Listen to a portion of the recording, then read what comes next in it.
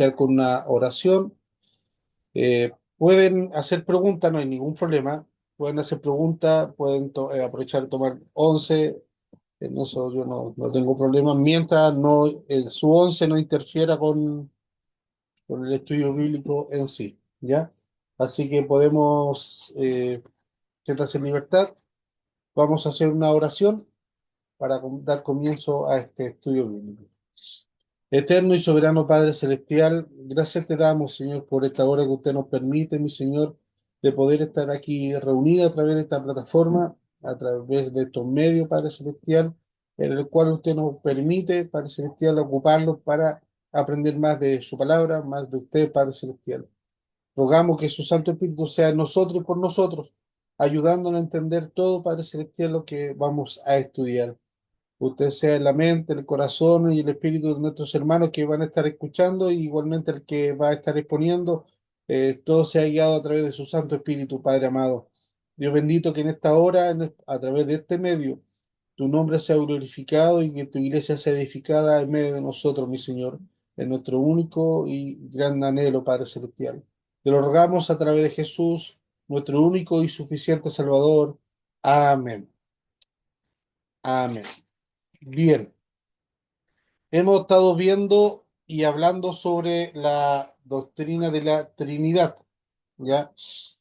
Hicimos una introducción, yo sé que a todos nos comen las ansias un poco de saber la parte práctica, de decir, ya, esto es Trinidad, esto sí, esto no, punto, chao, estos 5 puntos, y chao. Pero es bueno también calmar un poco las ansias, no comer tanta ansia, y sobre un tema tan atacado a través de la historia, que es el tema de la Trinidad, el ser, que estamos hablando de la esencia de Dios mismo, el ser de Dios, ¿ya? Por ejemplo, yo puedo hablar de una X persona y conocerla solamente en el área laboral, a un compañero de trabajo, decirle, es un excelente compañero de trabajo. Pero si me preguntan cómo es como papá, no tengo ni la menor idea. Si me preguntan cómo es como esposo, tampoco no tengo ni la menor idea. Cómo es como deportista, cómo es administrador, cómo es como amigo, como tío, como hijo, como sobrino, y abuelo, un sinfín de otras áreas en el cual yo no sé, porque como lo conozco en el área de laboral, sé que es un buen trabajo, un buen trabajador, es un buen compañero de trabajo, pero no sé las otras áreas. Y esas otras áreas es la que compone a la persona en su totalidad, ¿ya? En su ser total. Yo no puedo, así como, y tengo un compañero de trabajo, a lo mejor el ejemplo es muy burdo, pero si tengo un compañero de trabajo que es impuntual, no lo puedo, aunque es la impresión que tengo, no puedo tajar que en su vida es impuntual, ¿ya? ¿Por qué razón? Porque a lo mejor el trabajo no le interesa, lo único que está buscando es que lo echen. Pero para otra área, por ejemplo, si ese mismo compañero de trabajo va a la iglesia y le gusta la iglesia, y ahí la iglesia no es impuntual, sino que es súper puntual, y además siempre llega adelantado porque le gusta, cambia la percepción. Entonces, en este sentido, en este ángulo, conocer a Dios, tenemos que conocerlo en todas las áreas. Cuando hablamos de la Trinidad, estamos hablando de la esencia misma de Dios, del carácter mismo de Dios. Entonces, por eso hemos tomado este tiempo, hemos visto la historia de la Trinidad, cómo se gestó, cómo ha ido, y la historia de la Trinidad. El día de ayer subí el segundo video, el primer video que habla sobre la historia de la Trinidad. El sábado ya se va a cargar el segundo video, que es la parte 2. Esta sería la parte 3, ¿ya? La próxima clase vamos a hablar sobre algunos conceptos trinitarios en la actualidad, por así decirlo, ¿ya? Más adelante vamos a ver la Trinidad en el Antiguo Testamento, luego vamos a ver la Trinidad en el Nuevo Testamento, y luego, por último, ya cerrando ese ciclo, vamos a ver cómo afecta el concepto de Trinidad dentro de nuestra espiritualidad. Entonces así se van a ir más o menos desarrollando las próximas clases, ¿ya? Ahora, si en algún punto hay que ir más lento y pausado, se va a extender un poco más, pero se hace en son de que no solamente lo importante no es pasar la información, sino que ustedes entiendan y puedan comprender cuando se habla a cabalidad de la Trinidad y cuando a alguien le pueda preguntar qué es lo que es la Trinidad, ustedes puedan tener ya claros los conceptos. Cuando, por ejemplo, por eso hemos hablado el monarquianismo, hemos hablado del monarquianismo dinámico, el modalismo. Hoy día vamos a hablar otro concepto también. Vamos a ver unos padres de la iglesia, vamos a ver otros conceptos, así que vamos a ir piano a piano. Si tienen alguna duda respecto a, me preguntan. Si voy muy rápido, también me hacen el aviso. Para los hermanos de la iglesia, yo acostumbro a ocupar una pizarra para anotar los nombres, así que hoy no lo vamos a poder hacer, pero ahí podemos ingeniar algunas cosas, ¿ya? Dicho las excusas del caso, vamos a lo nuestro. Bien, vamos a hablar hoy día, vamos a empezar con otro padre de la iglesia, que es bien importante. Vamos a hablar sobre Orígenes. ¿Ya? Este es un nombre de una persona, no que vamos a hablar de los orígenes de alguien, no, sino que vamos a hablar de Orígenes. Orígenes vivió entre el año 185 y 254 después de Cristo, ¿ya? Entre esos años vivió este hermano en la fe de nosotros, ¿ya? Orígenes es considerado por muchos eruditos en un gran persona, en su época, un gran teológico, un gran teólogo, un gran ser, un gran hermano pensante, ¿ya? Orígenes contribuyó mucho y muy significativamente a la doctrina de la Trinidad con su enseñanza sobre la eterna generación o engendración del Hijo por el Padre, ¿ya? Orígenes, como todo lo que hemos visto anteriormente, han dado cierto aporte, pero han flaqueado en otros puntos. ¿Ya por qué? Porque la revelación no es completa para ellos en eso entonces, ¿ya? Entonces, Orígenes eh, contribuyó a la engendración eterna del Hijo por el Padre. Después de la clase voy a mandar un video sobre donde el pastor Samuel Feremillo explica a mayor cabalidad lo que voy a explicar ahora, ¿ya?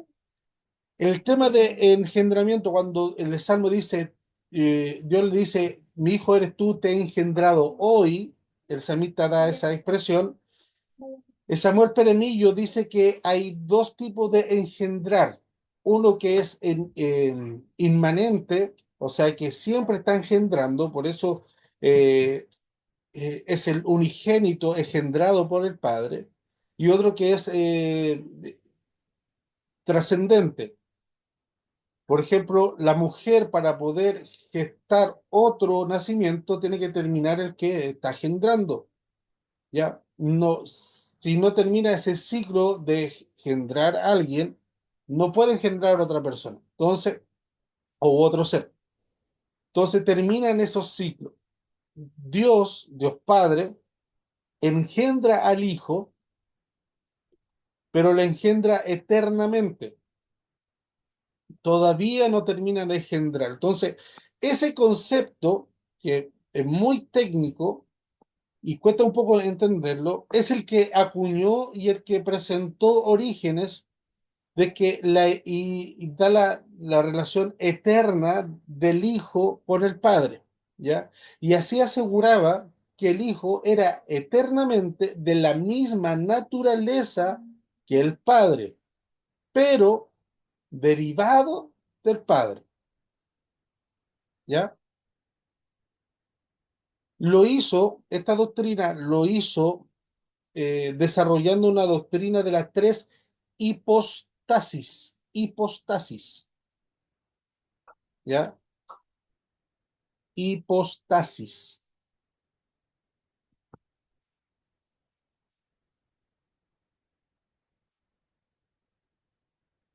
de las tres hipostasis, de ahí viene la palabra hip, hipótesis o siempre se me olvida hipostática. Viene la palabra hipostática, ¿ya? Hipostasis o hipostática, ¿qué quiere decir en el griego? Es ser real o verdadero. Se usa para designar a las personas dentro del ser único de Dios. O sea, del Padre, el Hijo y el Espíritu Santo se revelaron como compartiendo la misma esencia. Usia en latín. Usia. U-S-I-A. Usia. Que es esencia.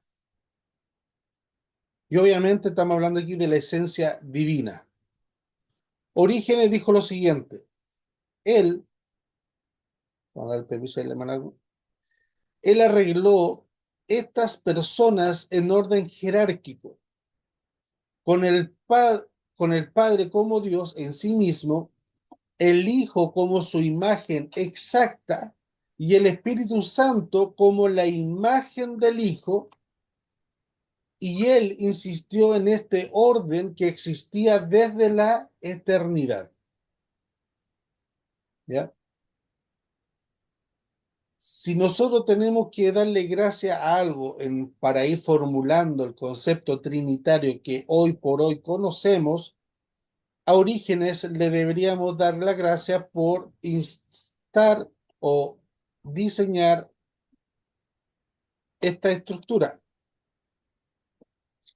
que las tres personas hay un orden jerárquico, el Padre como Dios mismo, el Hijo como su imagen exacta y el Espíritu Santo como la imagen del Hijo. ¿Ya? Ahora, en este sentido jerárquico, no es el sentido jerárquico de escalafón militar que nosotros entendemos, sino que un sentido jerárquico de precedencia, ¿ya? Y que este orden existía desde la eternidad. Que hay un orden en la economía salvífica en cuanto a sus roles y manifestaciones. De ahí un poco más adelante vamos a ir viendo, vamos a ir desarrollando más esta idea y este pensamiento, ¿ya? Ahora, la debilidad del pensamiento de Orígenes consiste en relegar al Hijo y al Espíritu Santo en un rango inferior a la del Padre, que serían subordinados. Cuando nosotros, y nos cuesta entender este rango, porque nosotros siempre prevalece el rango militar en cuanto a la jerarquía, cuando nosotros se expone o se va a definir ciertos temas, hay que ser bien, y sobre todo en estos temas muy delicados, hay que ser precisos en la palabra, ¿ya? Entonces, cuando se formuló el tema de la Trinidad, se hablaba solamente de personas. Por eso existió el modalismo. ¿Por qué? Porque estamos hablando de personas. Entonces, como la palabra persona no era tan exacta para el sentido de la Trinidad, se cambió por esencia, usia, U-S-I-A en latín, usia, que es esencia. Esa esencia, ya nosotros, ya en nuestra mente, ya no están la imagen de tres personas o de tres eh, individuos diferentes.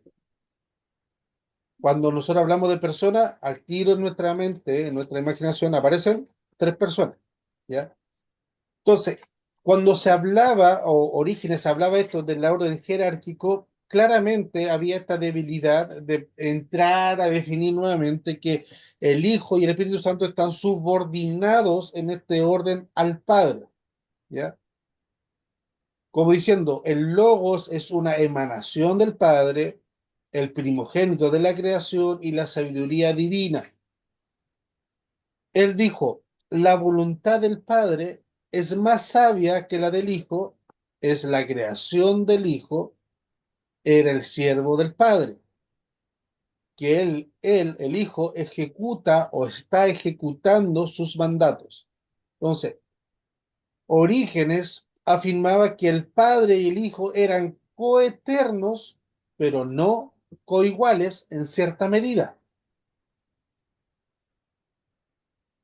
Eso es lo que pensaba Orígenes. afirmaba que el Padre y el Hijo eran coeternos, y ahí se anota un poroto, porque la otra postura que hemos visto anteriormente decían que el Hijo no era coeterno, sino que tuvo un principio, pero Orígenes dice, no, el Hijo es coeterno. Ojo, y vuelvo a recalcar, como están mis hermanos acá, Aldo y Vania, en los primeros siglos, en los primeros años de la cristiandad, lo que primero se empezó a discutir es cómo reconciliar que Dios era uno, pero tenemos al Padre y al Hijo. Tenemos al Dios Padre y tenemos a Jesucristo. Entonces, en muchos escritos primarios de los padres se habla del concepto, se defiende la Trinidad entre el Padre y el Hijo. Entonces, muchas veces vamos a ver defensa que el Padre y el Hijo son coeternos, son coiguales, hay mucha defensa en cuanto a eso. ¿Por qué? Porque lo que primero se empezó a negar fue la divinidad de Jesús. Entonces, como se empezó a atacar la divinidad, salió la defensa. Y la defensa iba en contra del ataque. Entonces se empezó a defender la divinidad de Jesús, que era igual que el Padre. Luego, más adelante, los años que siguen, aparece la figura del Espíritu Santo como una persona y no como una fuerza, ¿ya? Por eso tampoco se va armando el tema trinitario, ¿ya? Entonces, Orígenes pensaba que el Padre y el Hijo eran coeternos, punto bueno para Orígenes, pero no coiguales, punto malo para Orígenes, ¿ya? Pero sin embargo, Orígenes en ese punto fue bien ortodoxo en el sentido de que enseñaba que el Hijo participó de la misma esencia del Padre y existía desde la eternidad. Entonces ahí, punto bueno, y defendió y consolidó estos dos puntos, que el Hijo participaba de la misma esencia del Padre y existía desde la eternidad, ¿ya? Entonces ahí vamos, unos puntos buenos para el hombre. Ahora, el concilio de Nicea, uno de los concilios más importantes de la cristiandad, y que este año se cumplen los 1700 años de este concilio, condenó de forma unánime el pensamiento filosófico, si podríamos llamarlo, del subordinismo, que quiere decir que el Padre es el jefe, por ende el Hijo y el Espíritu Santo están subordinados al Padre, y en un escalafón el Hijo está subordinado al Padre, el Espíritu Santo está subordinado al Hijo y al Padre, ¿ya? En el año 325 se condenó ese pensamiento, declarando que Jesucristo es verdadero Dios del verdadero Dios, no menos que el Padre, sino uno. Ese fue el postulado lo que sacó el Concilio de Nicea, que Jesucristo es verdadero Dios del verdadero Dios, no menos que el Padre, sino uno a él. El segundo concilio ecuménico que se reunió después en el año 381 fue el concilio de Constantinopla, que se opuso a la enseñanza de que el Espíritu Santo era subordinado al Padre y al Hijo. Nos ven como le decía anteriormente que la lucha aquí que se estaba hablando primeramente era del Padre y el Hijo. Y esto se declaró junto en el año 325. Tuvieron que pasar aproximadamente 30, 50 años, un poco más, 50 años, para que el otro concilio igualara al Espíritu Santo, al Padre y al Hijo. ¿Ya? Porque esto se fue estructurando a través del tiempo. Es una revelación progresiva. En el año 325 se dice que el Padre y el Hijo son uno solo. Luego, en el año 381, se dice, la cristiandad en pleno, dice que el Espíritu Santo es de la misma esencia y es igual al Padre y al Hijo. ¿Ya? Y dice lo siguiente, sostuvo que el Espíritu Santo debía ser adorado y glorificado junto con el Padre y junto con el Hijo. Finalmente, el credo de Atanasio afirma, en esta Trinidad, ninguno es antes, ninguno es mayor o menor que el otro. Y ahí, a través de los tiempos, definiendo ciertos conceptos y ciertos pensamientos, se va puliendo el concepto de Trinidad. Ya en el año 390 por ahí vemos que los tres son uno, son iguales, ninguno nació antes que el otro, ninguno es mayor que el otro y ninguno es menor que el otro, sino que son los tres de la misma esencia. Frente a lo que proponía Orígenes de este escalafón, Bloch señala lo siguiente sobre esta amenaza. Los peligros del subordinismo son dos. Uno, el politeísmo y dos, el agnosticismo. El politeísmo, ¿qué es lo que es? La creencia de varios dioses, ¿cierto? Excelente. Como, como la mayoría de la cámara apagada, yo creo que por la fe estoy creyendo que están respondiendo bien, ¿ya? Lo estoy Entonces, escuchando. perfecto. Entonces dice este teólogo, hay dos peligros en caer en el subordinismo. Uno es el politeísmo y el otro es el agnosticismo. Si hacemos a Cristo y al Espíritu Santo inferiores a Dios el Padre, estamos en peligro de postular que existen tres deidades distintas. Y eso es lo que postula el politeísmo. Ahora, y si hacemos que el Padre sea un abismo eterno del cual emana de él el Hijo y el Espíritu Santo, terminaremos con un Dios que es básicamente incognoscible, que no se puede conocer cognitivamente, ¿ya? Incognoscible, por eso lo hago un poco más francés, incognoscible, porque no se puede ser cognitivamente, e inalcanzable, ¿ya?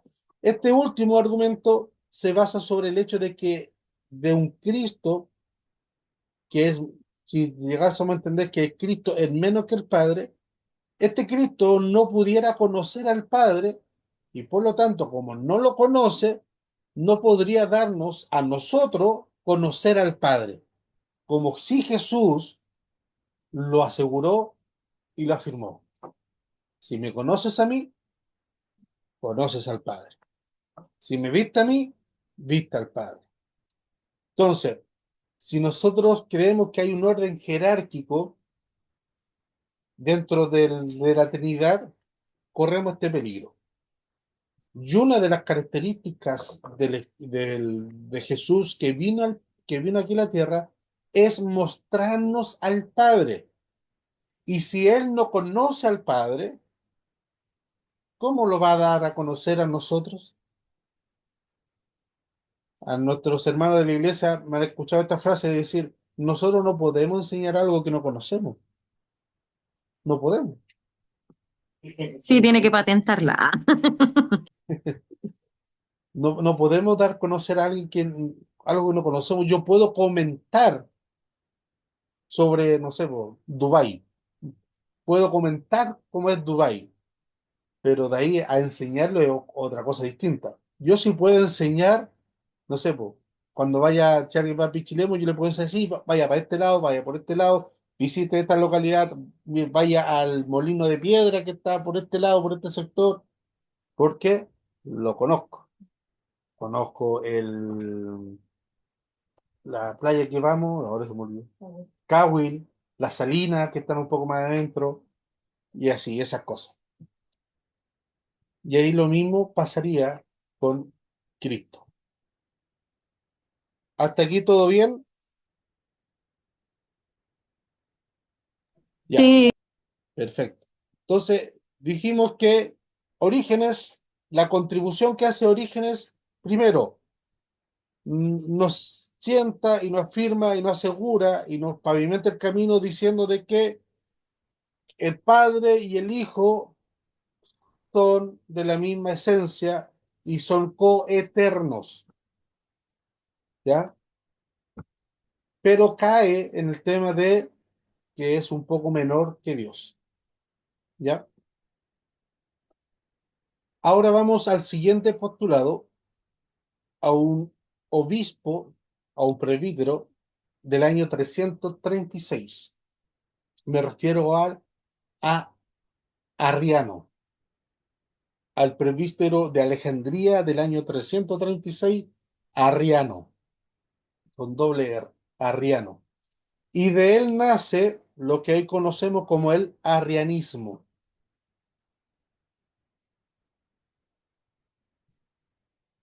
Arrio enseñó la siguiente doctrina, la cual esta doctrina está influenciado por alguien que vimos anteriormente, que es Samosota. Samosota. Samosota creía en la doctrina del monarquianismo eh, del dinámico, se me olvidó el otro apellido.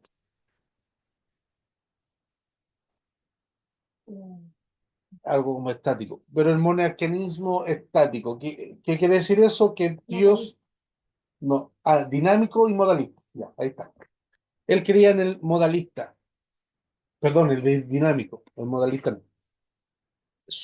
Samosota creía en el monarquianismo dinámico, ¿ya? Eso está explicado en el video que está en YouTube, que salió ayer, que dice Historia parte uno, ¿ya? Entonces, Arrio estaba influenciado por este hombre. Él enseñó que el Hijo era un ser intermedio entre Dios y el mundo. ¿Ya? Esta es la enseñanza de Arrio. Él decía que el Hijo es un ser intermedio entre Dios y el mundo, o sea, un super ser angelical, el primero entre todos los seres creados, por lo cual también a través de él fueron creadas todas las cosas. Un teólogo Banks dice lo siguiente: se afirma que el Jesús de la preexistencia, se afirma eso, que el Jesús de la preexistencia, pero no de la eternidad. Se afirma la divinidad, pero no la deidad. Son cosas muy parecidas, pero diametralmente distintas.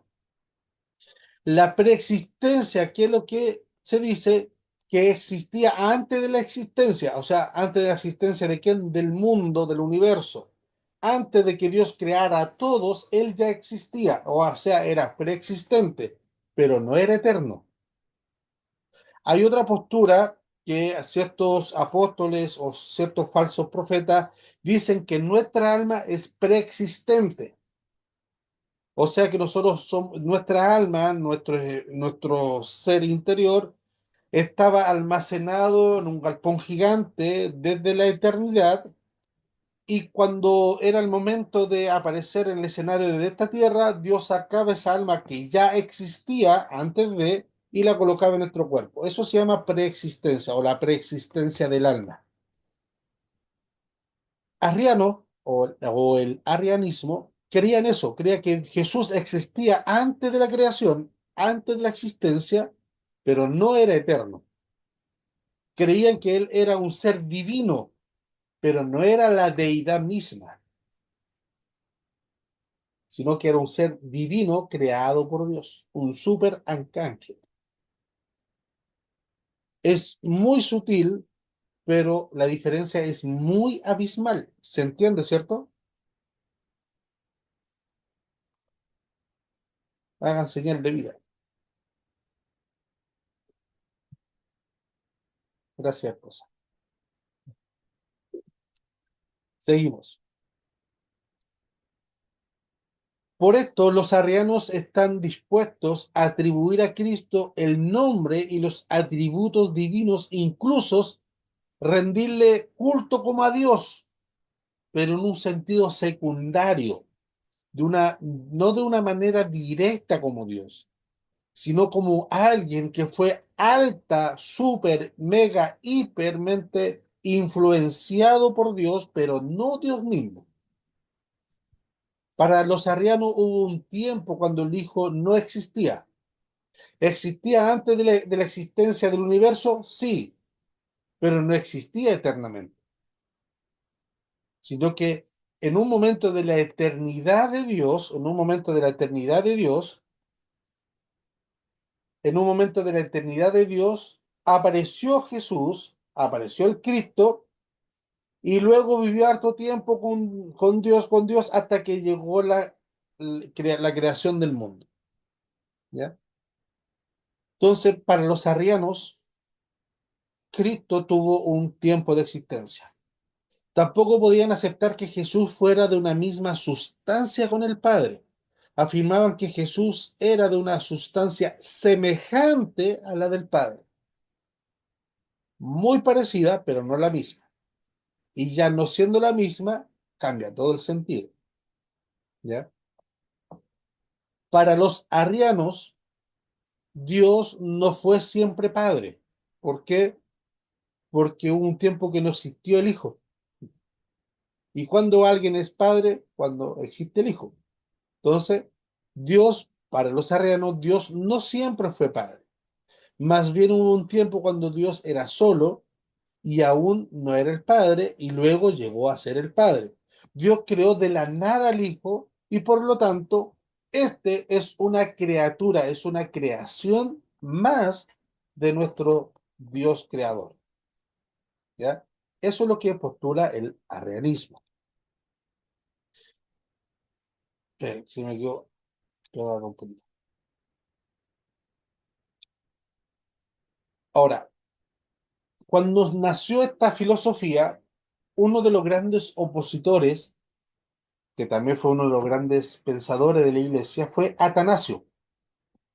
Atanasio vivió entre el año 293 y 373. Entre el año 293 y 373. Él afirmaba que el Espíritu Santo participaba de la misma sustancia del Padre. Este fue Atanasio. Además, hay una colaboración invisible entre los tres a fin de que lo que logra el Padre lo logra a través del Hijo, y lo que logra el Hijo lo realiza mediante el Espíritu Santo. O sea, nosotros, él postulaba, y lo que vemos nosotros a través de la Escritura, que cuando obra uno no lo hace totalmente separado, sino que están los tres inmersos en la operación y en el asunto. ¿Ya? Esto es lo que ya postulaba Atanasio. Las enseñanzas arrianas fueron rechazadas en los mismos concilios que mencioné anteriormente, por ejemplo, el concilio de Nicea, que es del año 325, fue rechazado. Después que fue rechazado, fue revivido años después gracias a los seguidores de Orígenes. ¿Ya? ¿Se acuerdan de lo? Ya. Al hermano que hablamos anteriormente, los seguidores de Orígenes tomaron esta postura, fueron, como vieron un escalafón, se tomaron de ahí, tomaron lo de Arriano, hicieron una mezcla y revivieron este pensamiento. Y aparte de eso, había un tema político que, con el apoyo imperial de aquella época, lo que buscaba unir la religión, buscaba la unidad religiosa entre el Oriente y el Occidente. Entonces, para mezclar y para poder unir este concepto de arriano, sirvió mucho.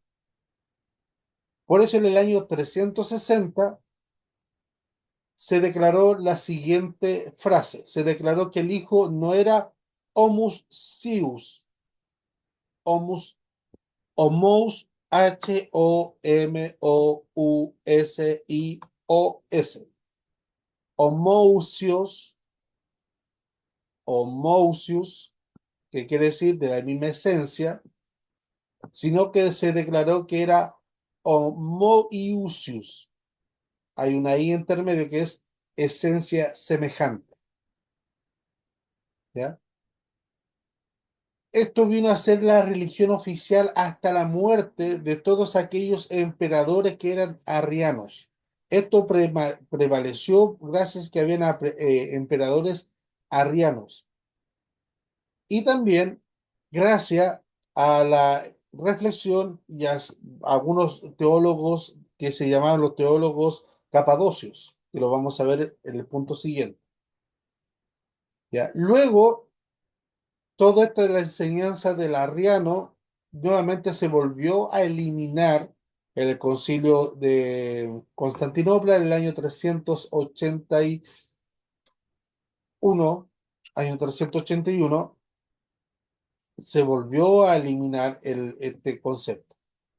Ahora, hoy por hoy, ¿este concepto del arrianismo sigue vigente? Sí, en los testigos de Jehová. Ellos niegan la divinidad del Hijo, niegan la divinidad de Jesús. ¿Ya? Vamos bien hasta aquí, hemos visto orígenes, hemos visto el arrianismo, y ahora vamos a la fórmula o forma ortodoxa. La fórmula ortodoxa. ¿Qué significa ortodoxa? Ortodoxia. Este pastor o este teólogo es muy ortodoxo. La ortodoxia de la iglesia. ¿Qué es lo que es la ortodoxia? ¿Ya? ¿Sí? ¿Va por ahí? ¿Azúcar? Sí y no. No habla solamente de como de un grado, sino que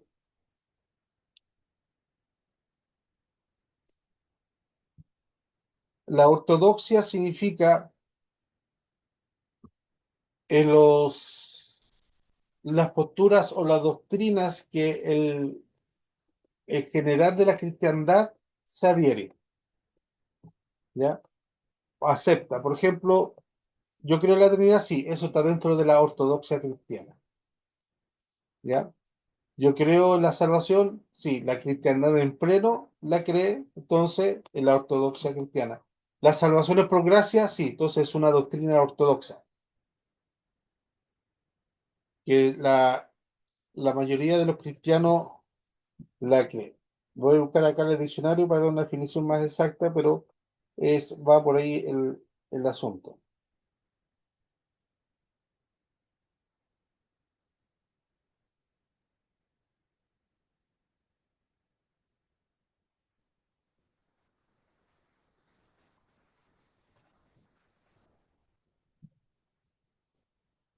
La ortodoxia se refiere a la adhesión a las creencias y doctrinas consideradas correctas y tradicionales dentro de la religión o tradición intelectual. En el contexto cristiano, la ortodoxia se refiere a la adhesión de las creencias y doctrinas que se consideran fundamentales y esenciales para la fe cristiana.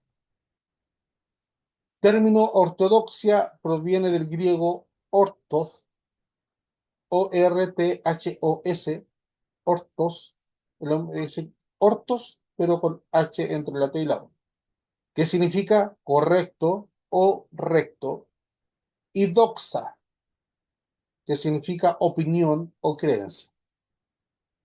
¿Ya? Entonces, lo que vamos a ver hoy día es la opinión correcta de la iglesia en general de aquella época y que ha trascendido hasta el día de hoy.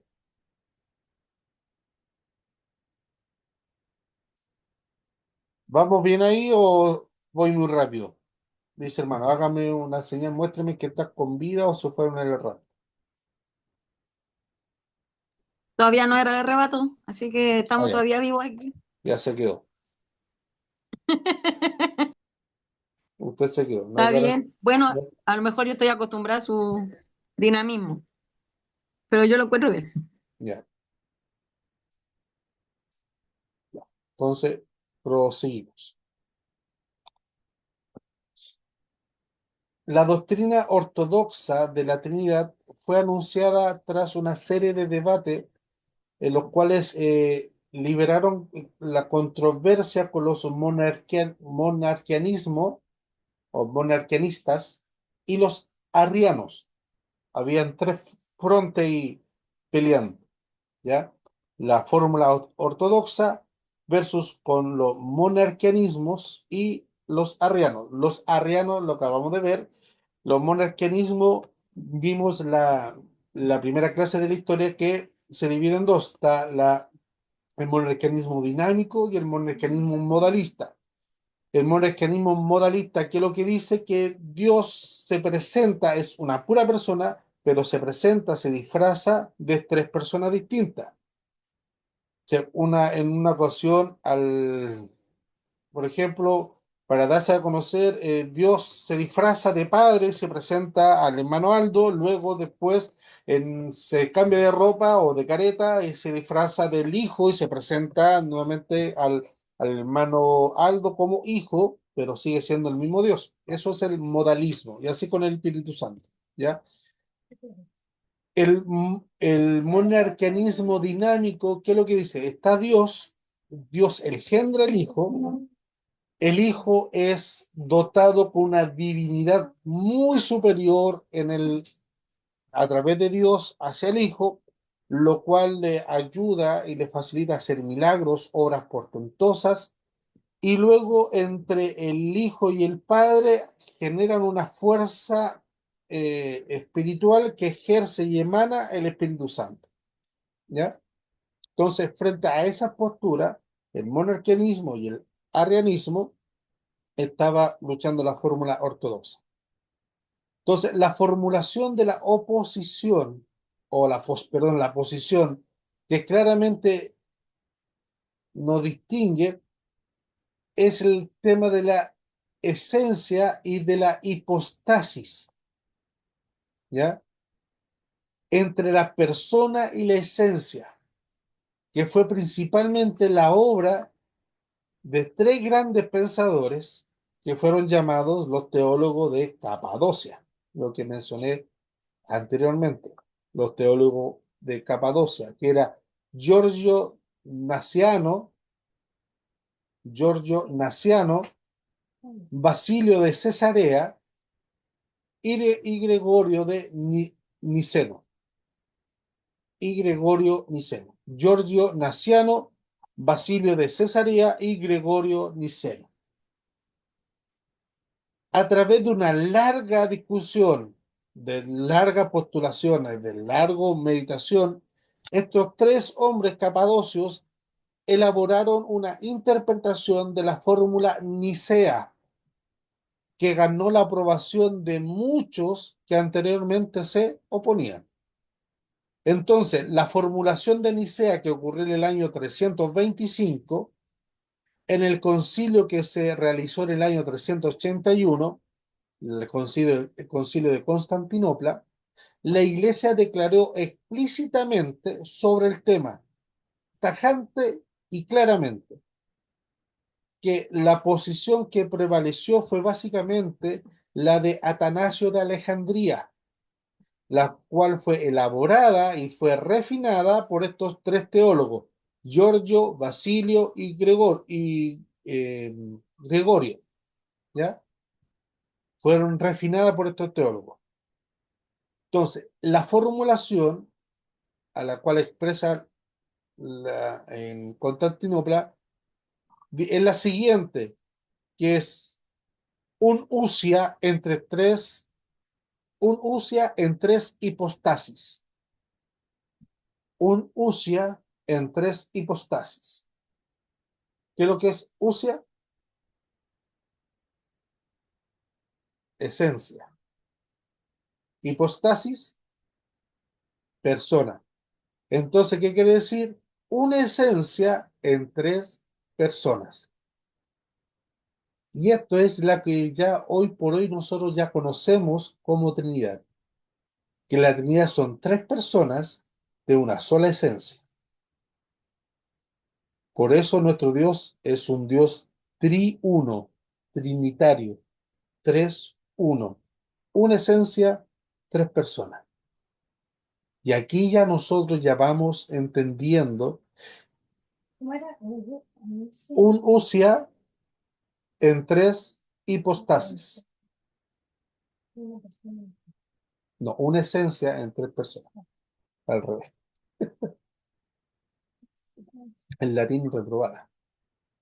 ¿Ya? Entonces, vamos entendiendo, ya vamos recién en el año 385 después de la muerte de Jesucristo, ya vamos entendiendo, vamos viendo luces sobre la Trinidad. ¿Ya?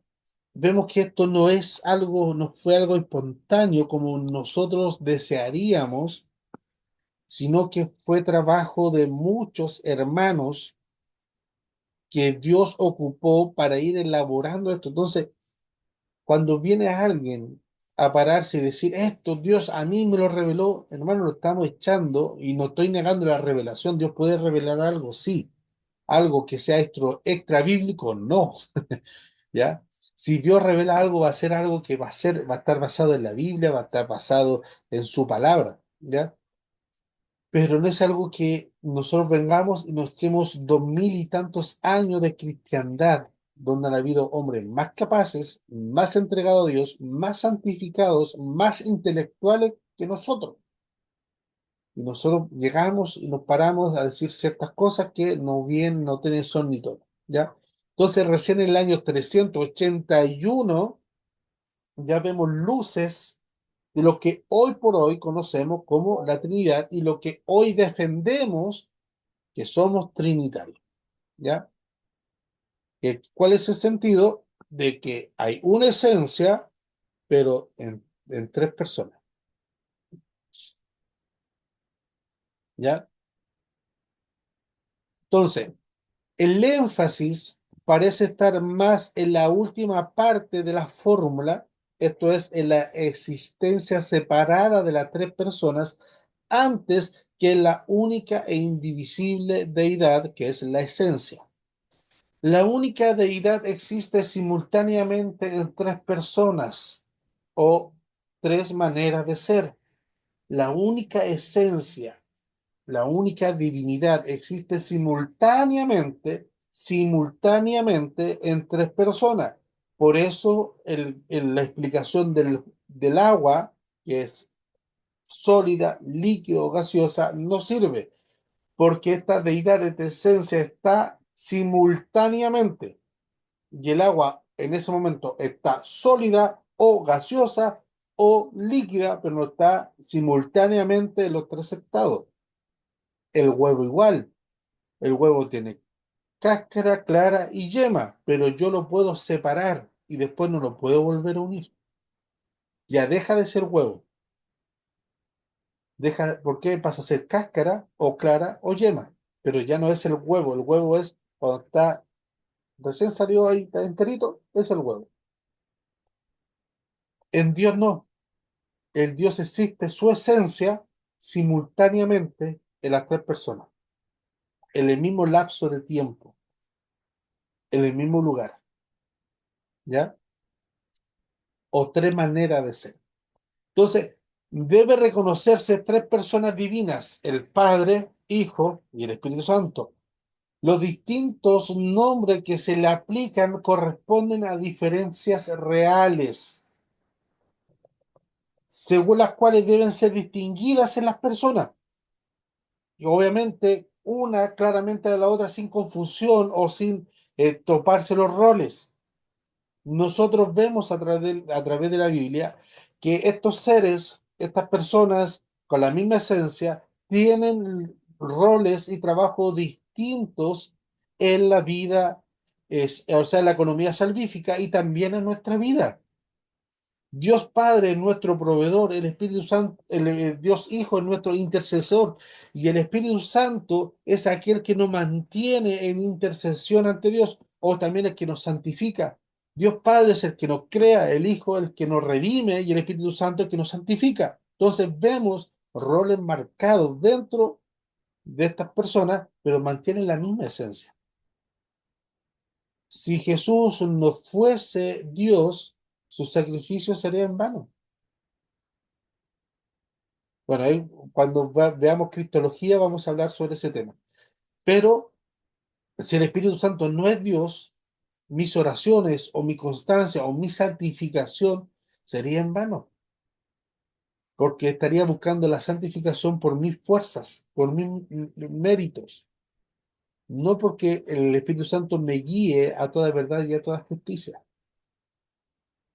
¿Ya? Entonces, los capadocios, estos tres teólogos, Giorgio, Basilio y Gregorio, expresaron el concepto de una sustancia común y múltiples personas separadas a partir de la analogía de un universo y sus particulares. ¿Ya? No voy a andar en mucho ahí porque es un tema muy filosófico, muy más o menos profundo. ¿Ya? Pero las personas indivisibles de la Trinidad están conectadas a la divina sustancia de la misma manera como un hombre individual está conectado al hombre universal o a la humanidad. En cierta medida, todo hombre está conectado a la humanidad y por eso nadie puede vivir toda su vida separado o desconectado de la humanidad o de la sociedad. Esa persona empieza a perder poco a poco su conciencia, su criterio y su cordura. ¿Por qué? Porque estábamos conectados, Dios nos creó con esa necesidad. Entonces, cada una de las personas indivisibles es la esencia de la indivisible, es la esencia de la deidad distinguida por las características o las propiedades que le son particulares a cada una. Están unidas, pero las tres tienen sus propiedades, sus atributos claramente individualizados. Por ejemplo, como lo escribió Basilio de Cesarea, la paternidad está por el Padre, el nacimiento está por el Hijo y el poder santificador está por el Espíritu Santo. ¿Ya? Entonces, la fórmula ortodoxa protege a la doctrina de la Trinidad contra los peligros del modalismo, de decir que Dios se cambia y se presenta de diferentes formas al ser humano. Él dice que es la fórmula ortodoxa, él no dice que es el mismo Dios, pero con personas distintas que cumplen funciones y roles distintos, manteniendo la misma esencia. ¿Ya? Ahora, puede alguien preguntar lo siguiente: ¿este pensamiento puede estar coqueteando o los límites del triteísmo? Si se analiza superficialmente esta postura de los de teólogos de Capadocia, la formulación ortodoxa, superficialmente y una manera muy sencilla, pareciera que sí, que hay un peligro de caer en el triteísmo. Pero sin embargo, hay que rescatar dos puntos que han hecho que han protegido esta doctrina de la Trinidad y lo ha resguardado de caer en el triteísmo. ¿Ya? Vamos.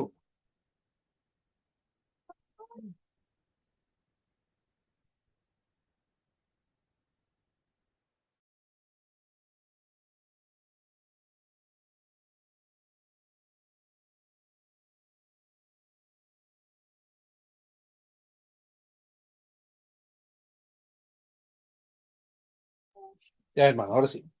Perdón. Ya. ¿Qué estábamos?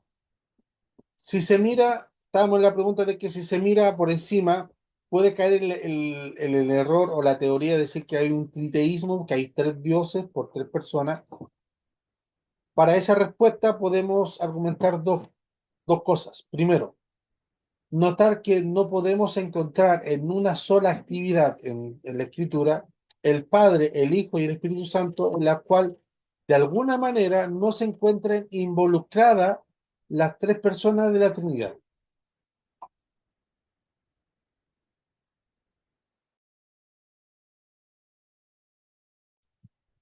¿Ya?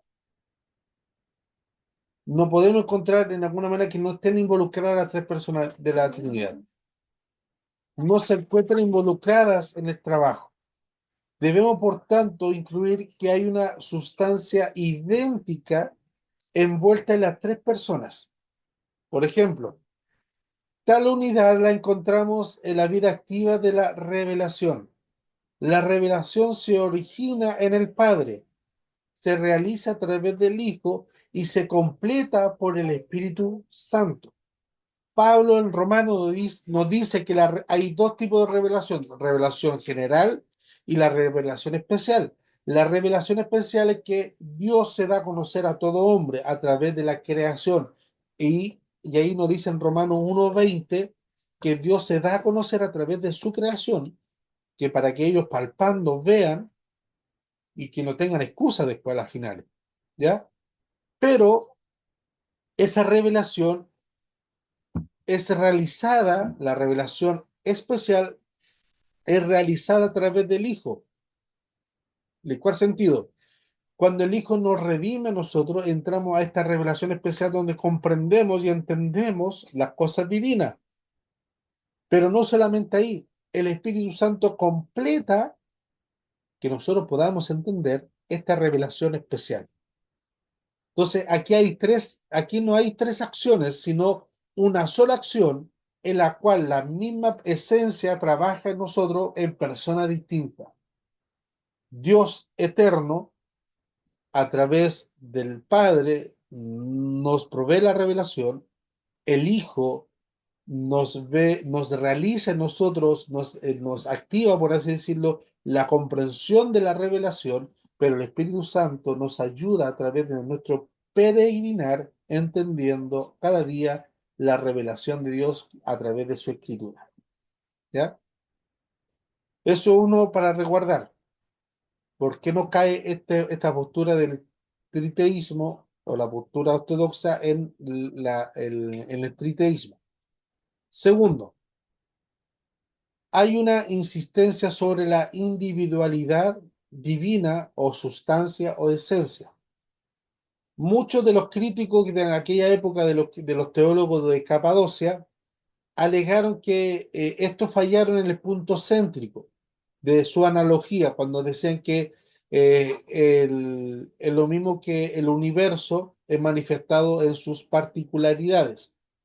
El universo es todo, pero está manifestado en sus particularidades. Ellos decían, los críticos decían, la conclusión era que hay multiplicidad de dioses en esa deidad, así como nosotros vemos que en el universo hay múltiples galaxias dentro del universo, ¿ya? Entonces, al entender en aquella época decía entonces, hay multiplicidad de dioses dentro de la deidad. Esto del mismo modo como hay multiplicidad de hombres en la humanidad, ¿ya? Al respecto, Giorgio de Nicea dice lo siguiente: nosotros no podemos hablar de una multiplicidad de hombres, sino que, y técnicamente, estamos hablando de un hombre universal, ¿ya?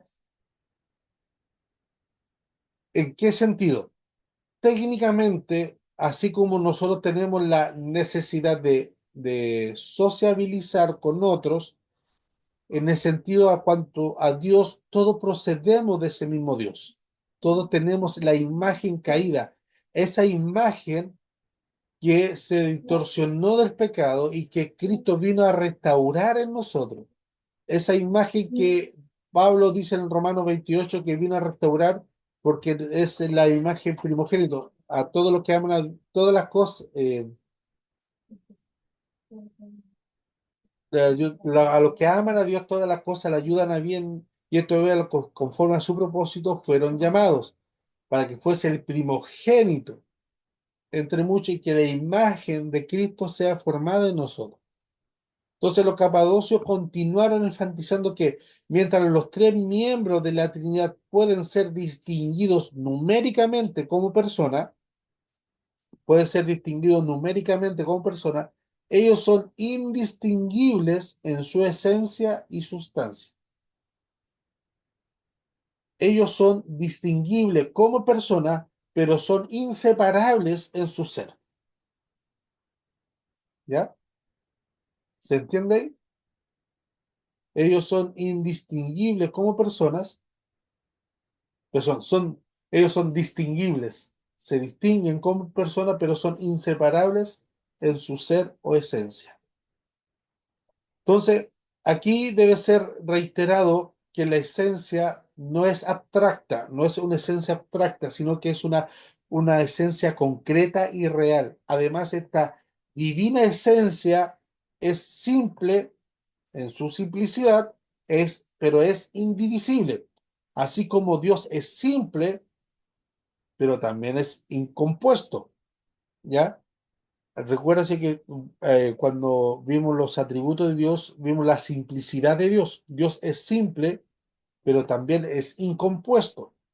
Es decir, mientras que cada una de las personas es una ella, no puede ser tomada para ser tres identidades, porque tendríamos que separar la esencia para hacer tres identidades distintas. ¿Ah? Claro, o trastorno de la personalidad. Pero ahí, aún así, en ese sentido, en el trastorno de la personalidad, es en la misma esencia, pero que está dañada. ¿Por qué? Porque en el trastorno de la bipolaridad, una persona hace lo contrario que la otra persona, o la persona real, el ser real, no haría. Siempre ahí se presenta en esta postura. La persona real es muy pasiva y su otra bipolaridad es muy agresiva. Y hace todo lo que la otra persona o el arte ego no haría, o viceversa. Pero aquí nosotros vemos que en esta Trinidad ninguno de los tres hace lo que el otro no haría. ¿Ya?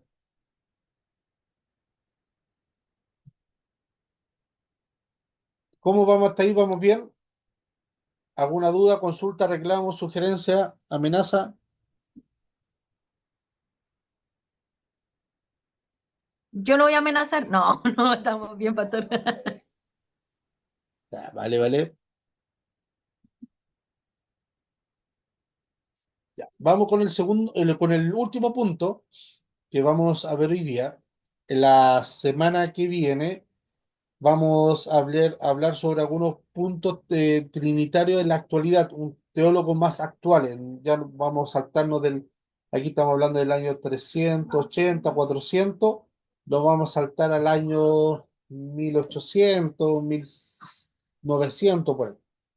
¿Ya? Vamos a pegar un salto en el tiempo bien, bien amplio, ¿ya? Y de ahí vamos a ir avanzando. Y el último punto en la historia de la Trinidad que queremos ver, quiero hablar sobre alguien que es bien, bien connotado en la cristiandad, que es San Agustín de Hipona, ¿ya? San Agustín es uno de los grandes teólogos y escribió una obra maestra sobre la Trinidad. Y ahí hay mucho material para escarbar. Se puede conseguir fragmento en español, si se puede conseguir, son escritos muy, pero muy cabezones que hay que leerlo varias veces. Entra mucha filosofía, mucha teología, mucha letra, mucho concepto que hay que estar relacionado antes de meterse ahí. Entonces, Agustín escribió en su obra maestra sobre la Trinidad. Desarrolló su doctrina de las relaciones trinitarias. Su enseñanza difiere de la de los capedocios en el énfasis, ¿ya? Solamente en el énfasis. Pero lo general, ¿por qué razón? Porque por lo general los griegos pensaban en términos de orígenes, no del origen de la esencia, sino que eh, de la persona orígenes, ¿ya? ¿En cuál sentido? De causa para las personas de la Trinidad. La causa en términos de orígenes de causa. El Padre no era engendrado, el Hijo era engendrado y el Espíritu procede, ¿ya? Como resultado, el no engendrado, o sea, el Padre, el engendrado y la procesión se convierten en señales distintivas de las personas en relación de la una con la otra.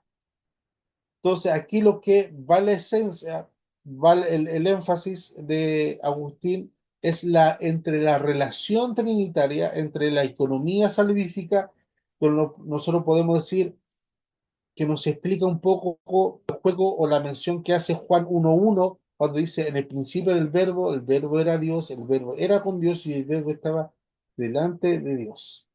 Ese juego trinitario, hay un concepto griego bien bonito que es como ese baile que los tres están en sí mirándose el uno a otro, pero un baile de alegría o de júbilo entre ellos mismos, ¿ya?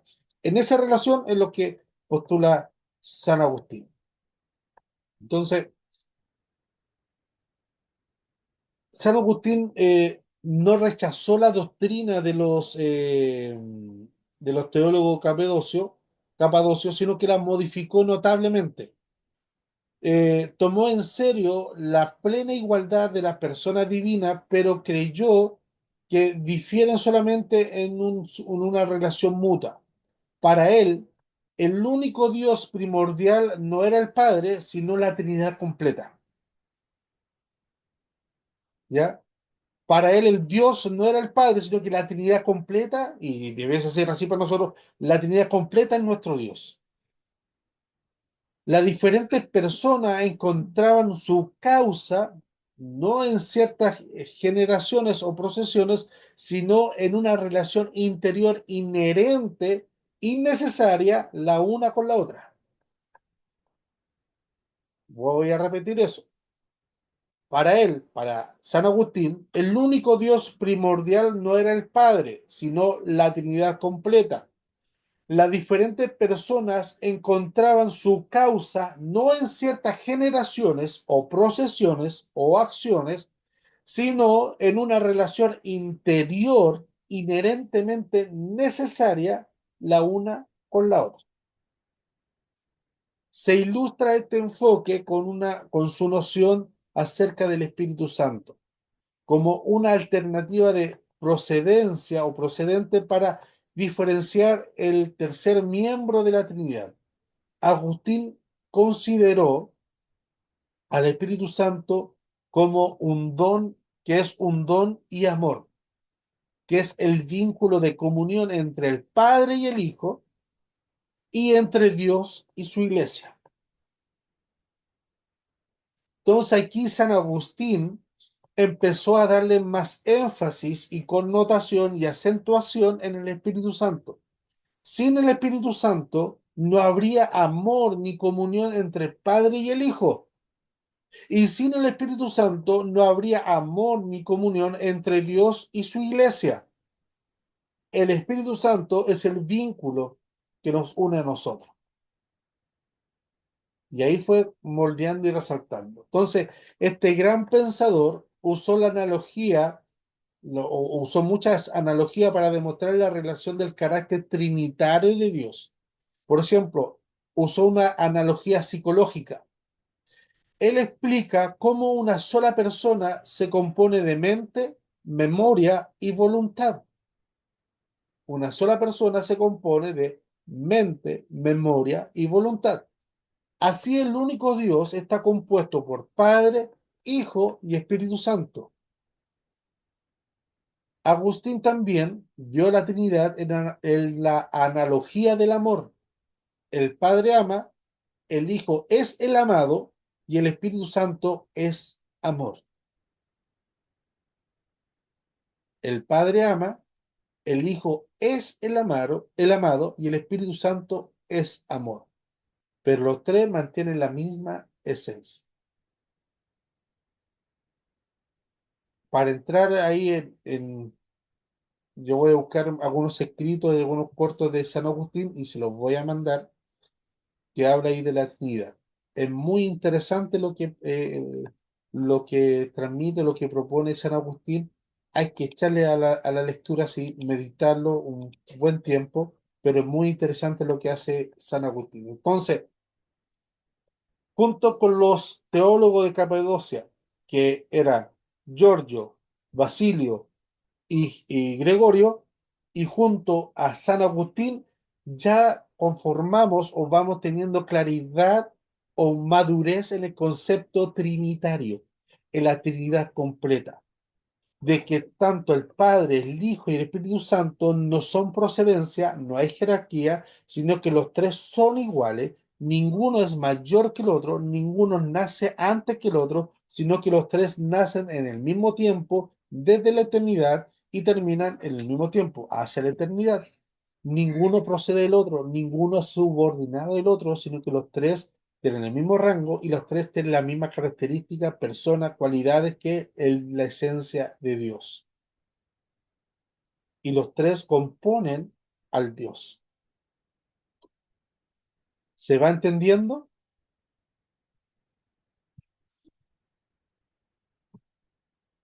Ya. Entonces, Dios mediante, el próximo jueves vamos a seguir andando en pensamientos trinitarios, pero más actuales. Ya aquí llegamos al punto desde cuando a donde nació el concepto trinitario, cómo se fue formulando y a dónde ya llegó un punto de maduración, donde empezó a madurar. Y ya después vamos a ir viendo cómo esa maduración ha ido sacando más provecho a través del tiempo y de la iglesia. Amén. ¿Alguna duda, consulta, sugerencia antes que terminemos el estudio de hoy, mis hermanos?